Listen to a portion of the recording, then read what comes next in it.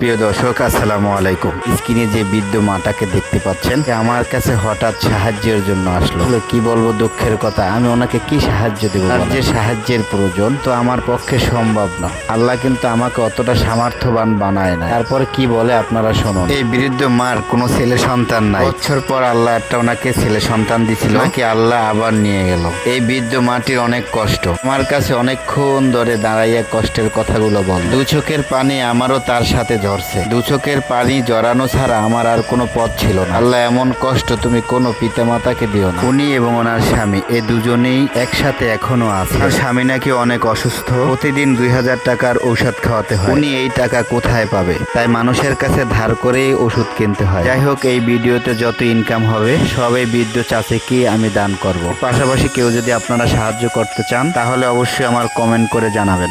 সাহায্য করবো বলেন। যা পারো বলো। যা পারো তোমরা বেশি দিবা সত্যি যা পারো তুমি দিও।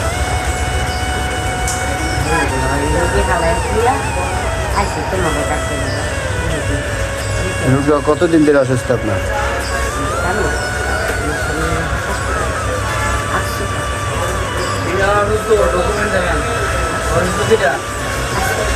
আমার পাশের এক লোক বলল যে অসুস্থ, তার ডকুমেন্টস গুলো দেখান। সে বলল আমি কোনো ডকুমেন্টস আনতে পারি নাই, আমার সব বাড়িতে আছে। বর্তমানে অনেক প্রতারক চক্র বের হয়েছে। অসুস্থতার কথা বলেও সবার কাছ থেকে টাকা তুলে নেয়। জানি না এই চাচির কথাগুলো কতটুকু সত্য। যাই হোক, আমার সামর্থ্য অনুযায়ী আমি চাচিকে দান করলাম। আমি চাচির জন্য দোয়া করি এবং চাচার জন্য দোয়া করি। আল্লাহ চাচাকে যেন সুস্থতা দান করে দেয়। যদি আমার ভিডিওটা ভালো লাগে অবশ্যই ফলো দিয়ে পাশে থাকবেন এবং বেশি বেশি শেয়ার করে দিবেন এবং একটা লাইক দিয়ে রাখবেন। ভুল হলে কমেন্ট করে জানাবেন।